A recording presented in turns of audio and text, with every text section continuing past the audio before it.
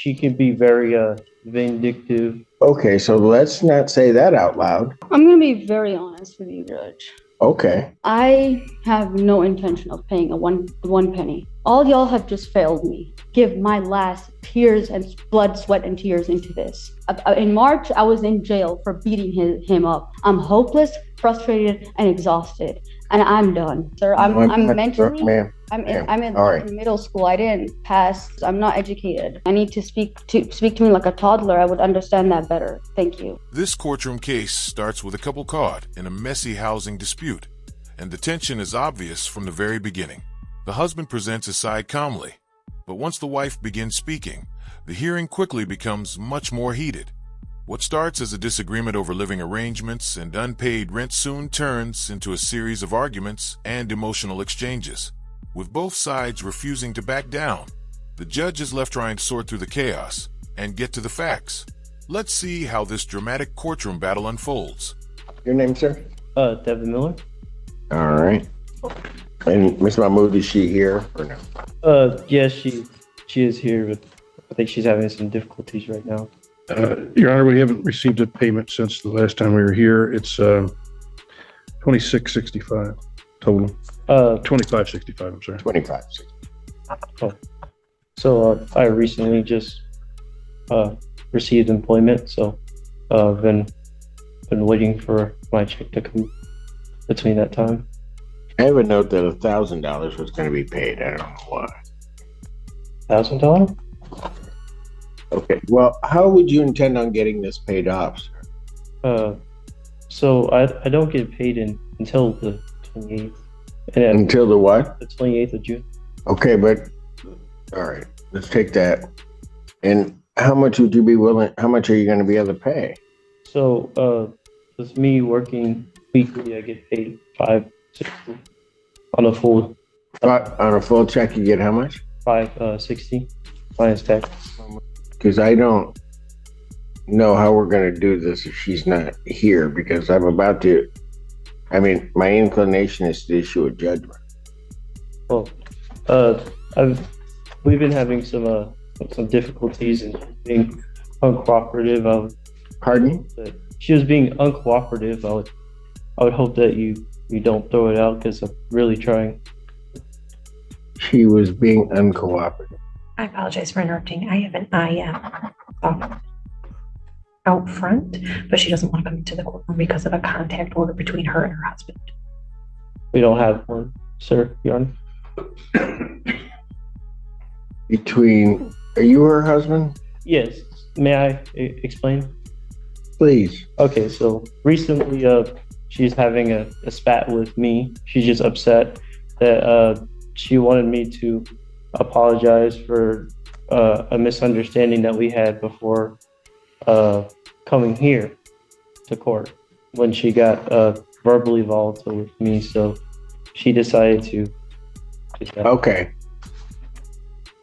That's fine. Is there a no contact order between the two of you? No, there's absolutely not. She probably just said that just to make things worse on my end. Well, they couldn't get much worse. Yeah. I don't. I'm not really sure. She can be very vindictive.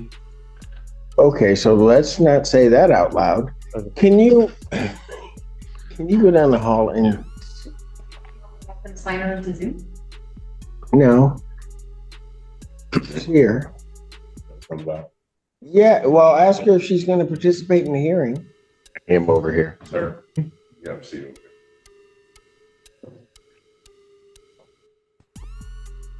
All right. Ma'am, what's your name? Miriam Mahmood. All right. There's a total amount of $25.65 owing. Was there a method by which you were intending on getting this paid, or do you know? I'm going to be very honest with you, Judge. Okay. I have no intention of paying one penny. No intention of paying 1 penny. I've been with Barnes & Barnes since 2021 in this place. I've been with Barnes & Barnes for about 6 years now. Before that, I was in different apartments with Barnes & Barnes. Before that, I've been in EMU since I was 16.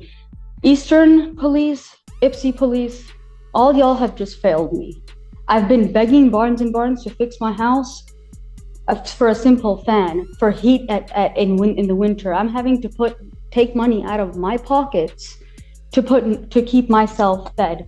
I would rather sleep in my car than fight for a house, because along with this court case, I'm dealing with my dad who decided to touch me for 6 years and get away with it. Along with that, I'm dealing with my mom not cooperating and being in cahoots with him. I'd rather win a settlement than fight for this and give my last tears and blood, sweat, and tears into this. My husband doesn't understand how to speak to me nicely. That's why we're not standing here together.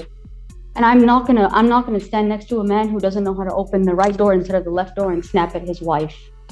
I'm not going to do that. I walked out because in March, I was in jail for beating him up. The hearing took a surprising turn when the wife openly discussed past legal issues involving her husband. Up until that point, some viewers might have questioned both sides of the story, but her courtroom behavior quickly became a major focus. As she continued speaking, the discussion jumped between different topics, making it difficult for the judge to keep the hearing focused on the actual dispute.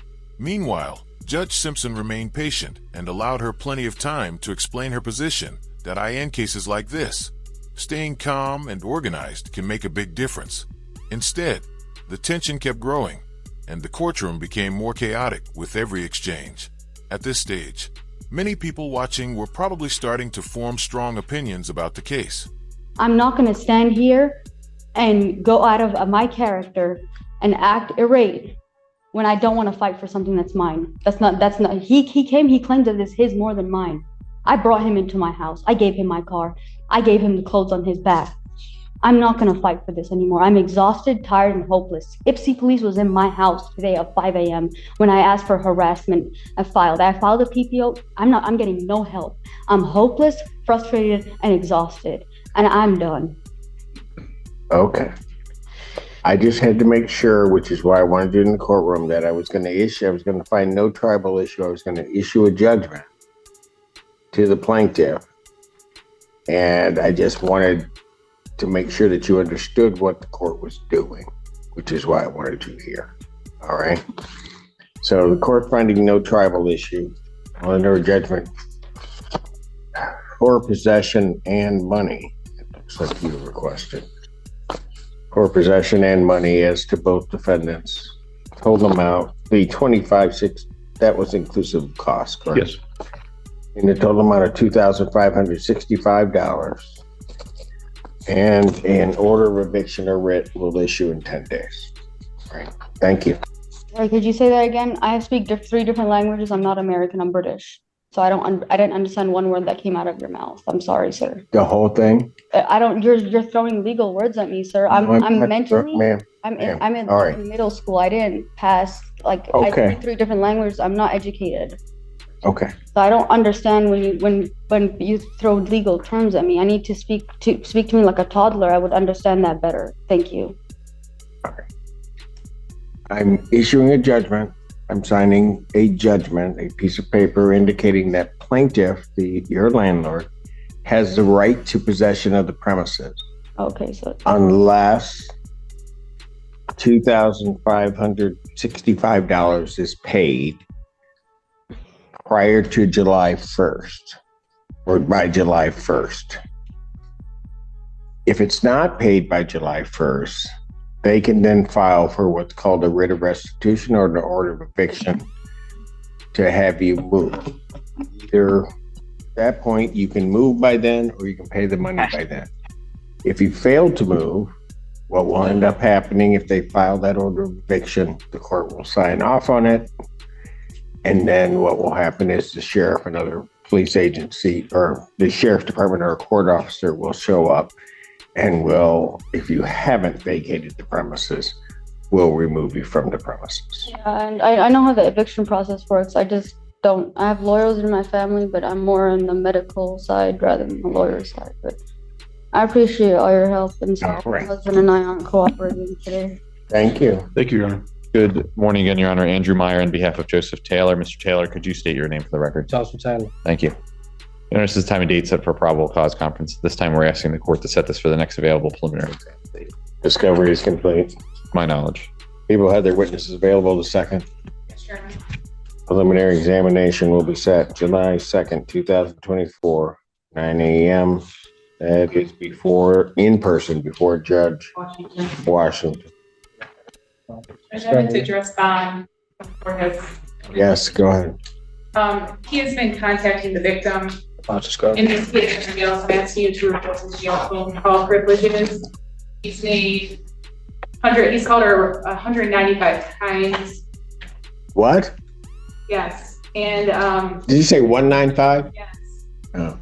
And even one of the calls, he said email the judge and the prosecutor and the lawyer, and that day we received the email from the victim. Oh, that's a lie. Stop. That's a fucking lie. Hey, Oh, no, you're not going to say that here. Both privileges are hereby ordered revoked. Okay. Defendant's bond is set at no bond. I don't give a fuck. Okay, he's now in contempt. That's 93. Anything else? I think at this time, Okay, I'm going to need an order. Contempt. You got 93 on that. His bond's been revoked. It's 0, and he's got a preliminary examination. Good luck, Judge Washington. Judge Simpson once again showed why so many people respect the way he runs a courtroom. Even with constant interruptions, emotional arguments, and plenty of drama, he stayed calm, professional, and focused on moving the case forward. What stood out most was his ability to listen patiently while still keeping control of the hearing. Despite all the personal conflicts being discussed, the core issue remained the same. The legal dispute still had to be resolved by the end. It was a reminder that no matter how much drama surrounds a case, the court is focused on the facts and the law. Let me know which hearing you thought was the most intense, and thanks for watching.